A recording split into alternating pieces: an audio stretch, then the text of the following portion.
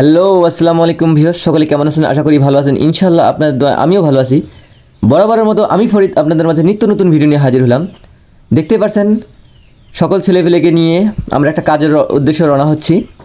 মূলত এই কাজটা আমরা প্রতি বছরে করে থাকি। তো আমরা আমার নানার সাথে দেখেন এক বাড়িতে গেলাম।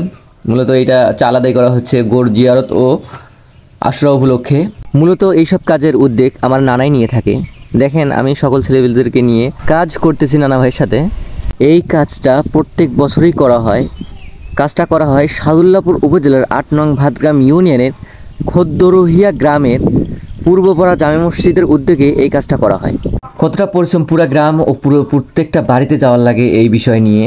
তো আমার নানু ভাইয়ের অনেক বয়স হয়েছে, সে একা পারে না। আমি বলি যে এইসব কাজ আর না করতে, তা উনি করে। তো আমরা চাল আদায় থেকে শুরু করে খড়ি আদায় থেকে শুরু করে খড়ি কাটা পর্যন্ত আমরা সকল কাজে আমার নানু ভাইকে হেল্প করি। অবশেষে আমাদের সব কাজ শেষের দিকে আলহামদুলিল্লাহ আমরা সুস্থভাবে কাজ সম্পূর্ণ করে আদায় শেষ করে আমরা মসজিদের দিকে রওনা হচ্ছি। তো মসজিদে এসেই অনেক ছেলেপেলেরা বাড়ি বাড়ি চলে গেছে, কারণ আমরা অনেক সকালে বের হয়েছিলাম এই আদায়ের জন্য। অনেকেই ক্ষুধা লাগছে, ক্ষুধা লাগার কারণে সকলেই বাড়ি চলে গেছে। তো আমরা দুইজন আছি, আমরা খড়ি নামানোর পর আমরাও খাইতে যাবো আর কি। আমাদের এইদিকে খড়ি বলে, লাকড়ি খুব কম বলে। তো আমরা যেটা বলি ওইটাই বলতেছি আর কি বন্ধুরা। দেখেন আমরা খড়িগুলো নামানো শেষ করে আমরাও খাইতে যাব। তো এর আগেও এগুলো আদায় করা হয়েছে, ওগুলো আসলে দেখানো সম্ভব হয়নি। দেখেন আলহামদুলিল্লাহ আমরা খড়ি নামানোর কাজ সম্পন্ন করেছি। তো বন্ধুরা ভিডিওর ভিতরে অনেক কথাবার্তা ভুল ত্রুটি হতে পারে, আপনারা ক্ষমা দৃষ্টিতে দেখবেন। তো বন্ধুরা পাক করার দিন প্রচুর বাতাস হওয়ার কারণে আমরা পিছন দিক দিয়ে একটা সামিয়ানা দিয়ে দিলাম, যেন আমাদের ওই পাক করার জন্য যেন সুবিধা হয়।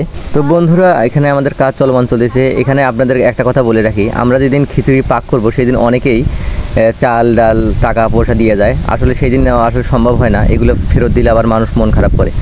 আসলে বন্ধুরা এর আগে যখন আমরা আদায় করি তখন মানুষ দেয় না, আবার যেদিন আমরা পাক শাক করি সেদিন দিয়ে দেয়। তখন সেই দিন তো আমাদের খরচ করাই অলরেডি শেষ, তা মানুষদেরকে আবার ফিরিয়ে দেওয়া যায় না। তাও আমরা এখন আর কী করার, পরে নিয়ে নেওয়ার কারণে আমাদের এক হাঁড়িতে ৩-৪ কেজি করে চাল বেশি দেওয়া পড়ছে। এই কারণে পাক শাক করতে অনেক সমস্যার সম্মুখীন হয়েছি।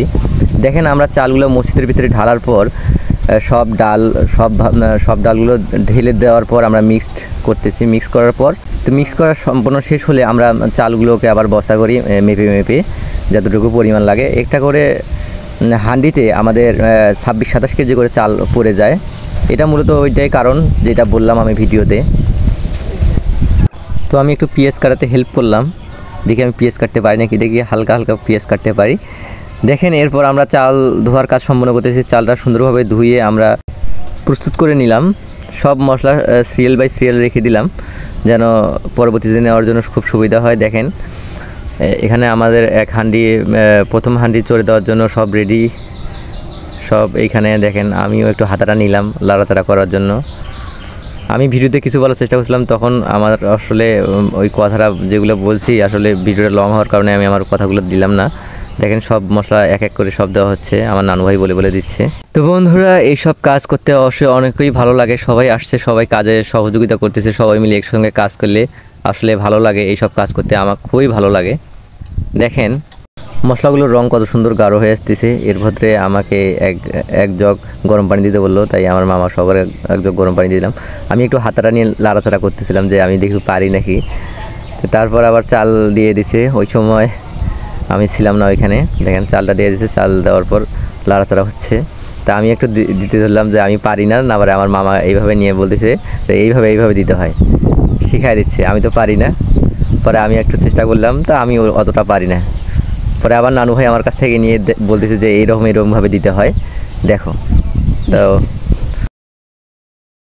তো আমার শাহরুল মা দেখেন উনি পারে, ও সবসময় যে কাজে ভালোই হেল্প করছে, সে ভালোই লাড়তে পারে আর কি।